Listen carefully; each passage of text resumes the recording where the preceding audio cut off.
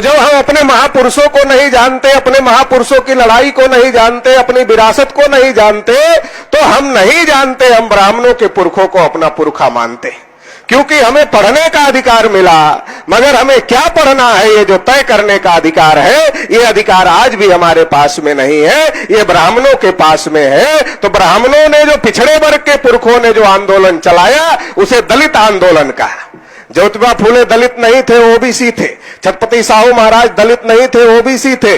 Periyar रामानुस्वामी Naikar OBC थे। पेरियार ललई Singh Yadav OBC थे। Doctor Ramswaroop Verma OBC थे। बाबू जगदेव प्रसाद कुशवाहा ओबीसी थे।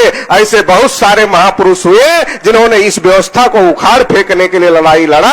वो बहुत सारे ओबीसी में पैदा हुए, मगर ब्राह्मणों ने षड्यंत्र के तहत कहा ये दलित लोग थे और उनके साहित्य को दलित साहित्य कहा। पिछड़े वर्ग के लोगों ने पढ़ा ही नहीं, और जब पढ़ा ही नहीं तो दोस्त और दुश्मन की पहचान नहीं हुई, और जब दोस्त और दुश्मन की पहचान नहीं हुई तो जो दोस्त था उसे दुश्मन समझ बैठे, और जो दुश्मन था उसे दोस्त समझ बैठे। तो इसका परिणाम क्या हुआ? इसका परिणाम यह हुआ कि आज की तारीख में देश में जानवरों की गिनती होती है, कुत्ते बिल्ली की गिनती होती। अभी भारत सरकार का फिर आदेश आया कि जानवरों की गिनती होने वाली है। देश में कुत्तों की गिनती होती है, मगर ओबीसी की गिनती नहीं होती। ओबीसी देश में 52% है, मगर 52% वाले को, जिसको 52 रोटी की भूख है, उसे 27 रोटी दिखाया, और जब खिलाने का समय आया तो 27 नहीं खिलाया, 27 दिखाया, और जब खिलाने का समय आया तो कितना खिलाया? 6 रोटी भी नहीं खिलाया। तो पिछड़े वर्ग के साथ बड़ी धोखेबाजी हो रही है, क्योंकि पिछड़े वर्ग को अपना दोस्त और दुश्मन की पहचान नहीं। जिस तिलक को पिछड़े वर्ग के लोग अपना नेता मानते, अपना मसीहा मानते हैं, उसी तिलक ने 1918 में जब बाबा साहब अंबेडकर ने और भास्कर राव जाधव ने अनुसूचित जाति के लिए और ओबीसी के लिए विधिमंडल में आरक्षण की मांग किया था, तो उसी बाल गंगाधर तिलक ने कहा था तेली को संसद में जाकर क्या तेल निकालना है, कुर्मी को संसद में जाकर क्या हल चलाना है, दर्जी को संसद में जाकर क्या कपड़े सिलना है, तेली तमोली और कुनभटों को संसद में जाकर क्या करना है। अगर तिलक की लड़ाई, तिलक का स्वराज्य सबका स्वराज्य होता तो वो तेली को तेल निकालने के लिए संसद में जाने की बात नहीं करते, कुर्मी को हल चलाने के लिए जाने की बात नहीं करते। इसका मतलब तिलक की आजादी हमारी आजादी नहीं थी। गांधी जी कांग्रेस के नेता थे। गांधी जी ने पिछड़े वर्ग के लोगों को बाबा साहब अंबेडकर के विरोध में भड़काया और कहा अंबेडकर तो जाति की लड़ाई लड़ रहे हैं, हम देश की लड़ाई लड़ रहे हैं, हमारे साथ आ जाओ। पिछड़े वर्ग के लोग गांधी के साथ चले गए, मगर गोलमेज सम्मेलन में जब सब अपने हक अधिकार की बात कर रहे थे, गांधी जी ने पिछड़े वर्ग का एक भी मुद्दा गोलमेज सम्मेलन में नहीं उठाया।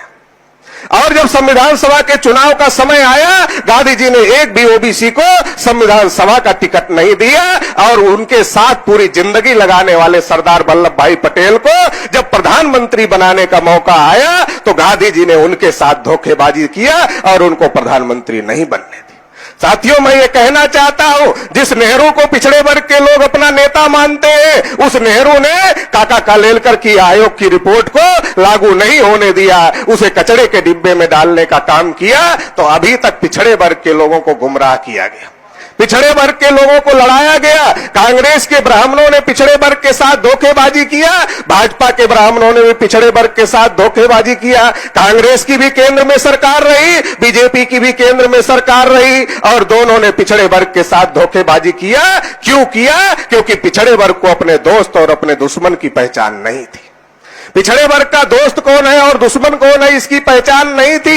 इसलिए ब्राह्मण पिछड़े वर्ग को उठाता था, और जैसे पत्थर को आदमी उठाता है, किसी के ऊपर फेंकता है, वैसे ब्राह्मणों ने पिछड़े वर्ग के आदमी को उठाया और अनुसूचित जाति के ऊपर फेंका।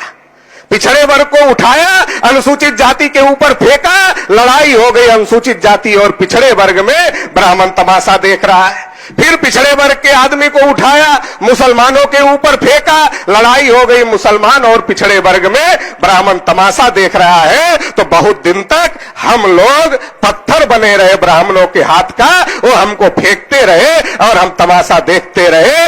इस देश में पिछड़े वर्ग का कोई नेता नहीं है जो पिछड़े वर्ग को उनका सही इतिहास बताकर जागृत करने का काम करता हो। इस देश में एक अकेले माननीय वामन मेश्राम साहब है जो दिन प्रतिदिन डेली और डेली पिछड़े वर्ग को जागृत करने का काम करते हैं, पिछड़े वर्ग को जगाने का काम करते हैं। और माननीय वामन मेश्राम साहब की मेहनत की वजह से आज ये बात सबके सामने आ गई है। ब्राह्मणों ने 2 बार शेड्यूल कास्ट के विरोध में बंद का आह्वान किया, एक भी पिछड़े वर्ग का आदमी उनके पास में नहीं, एक भी पिछड़े वर्ग का आदमी उनके पास में नहीं गया। पिछड़ा वर्ग जागृत हो गया।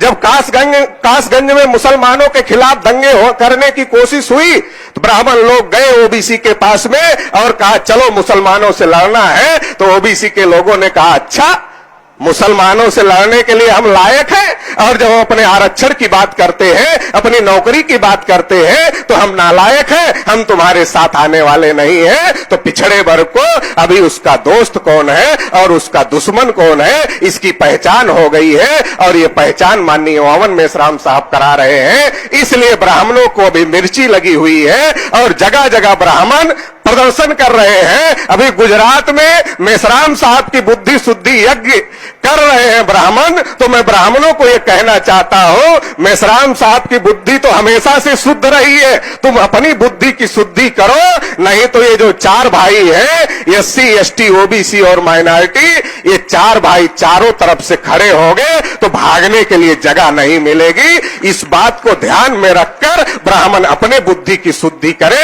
आखिरी बात कहकर अपनी बात समाप्त करता हूं कि ब्राह्मणों का अगर निजाम इस देश पर कायम है वो 3.5% है। उसका कारण ये है वो हमको आपस में लड़ाने का काम करते हैं। वो यादव के घर में जाते हैं तो पटेल के विरोध में भड़काते हैं, और जब पटेल के घर में जाते हैं तो यादव के विरोध में भड़काते हैं। वही ब्राह्मण जब लोधी के घर जाता है तो यादव पटेल दोनों के विरोध में भड़काता है। वही ब्राह्मण जब कुशवाहा जी के यहां जाता है तो यादव पटेल लोधी तीनों के विरोध में भड़काता है। और वही ब्राह्मण जब जाटो जी के घर पे चला जाता है तो जाटो जी को कहता है जाटो जी अब तो जमाना बदल गया है, और जब जमाना बदल गया है तो हम ब्राह्मण भी बदल गए हैं। तो जाटो जी पूछते पंडित जी क्या हुआ, कैसे बदल गए आप? तो पंडित कहता है देखो हम ब्राह्मण हैं और तुम जाटो हो, हम तुम्हारे घर में आते हैं, तुम्हारे गिलास में पानी पीते हैं, तुम्हारे थाली में खाना खाते हैं, और जब तुम कभी हमारे घर पे आते हो तुम्हें भी अपने बर्तन में खिलाते हैं, अपने गिलास में पानी पिलाते हैं। इतना ही नहीं,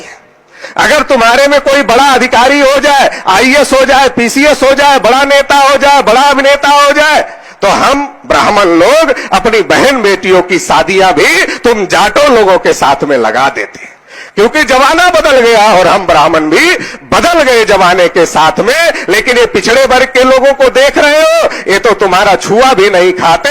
ब्राह्मण ये नहीं बताता कि जाटों को अछूत यादव ने नहीं बनाया, पटेल ने नहीं बनाया, लोधी ने नहीं बनाया, ब्राह्मणों ने बनाया।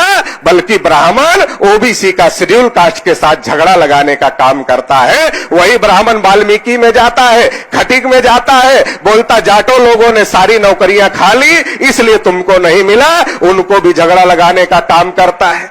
और एक जगह अगर सारे लोग मिल जाए, यादव भी मिल जाए, पटेल भी मिल जाए, लोधी भी मिल जाए, कुशवाहा भी मिल जाए, जाटो भी मिल जाए, खटीक भी मिल जाए, वाल्मीकि भी मिल जाए, ब्राह्मण सोचता अभी इनको भड़काना संभव नहीं है।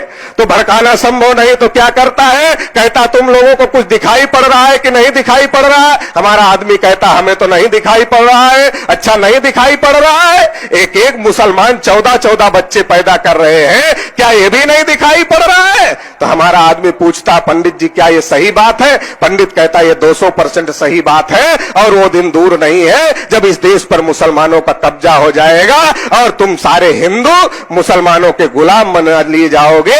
ऐसा कह के ब्राह्मण एससी का, एसटी का, ओबीसी का समर्थन लेता है, हिंदू के नाम पर समर्थन लेता है और राजा बन जाता है। इस षड्यंत्र को हम लोगों को समझना होगा। और इस देश में किसी का हिस्सा किसी ने नहीं खाया, क्योंकि एससी का कोटा पूरा नहीं हुआ, एसटी का कोटा पूरा नहीं हुआ, माइनॉरिटी को जो 33% नौकरियों में थे गुलाम भारत में, उनकी स्थिति आज अनुसूचित जाति जनजाति से भी बदतर है। क्षत्रियों को संख्या के अनुपात में नहीं मिला, वैश्यों को भी संख्या के अनुपात में नहीं मिला, तो किसी का हिस्सा किसी ने नहीं खाया। बल्कि इस देश की विधायिका पर, इस देश की कार्यपालिका पर, इस देश की न्यायपालिका पर, इस देश के मीडिया पर, सभी तंत्रों पर ब्राह्मणों का कब्जा है, दूसरे किसी को नहीं मिला।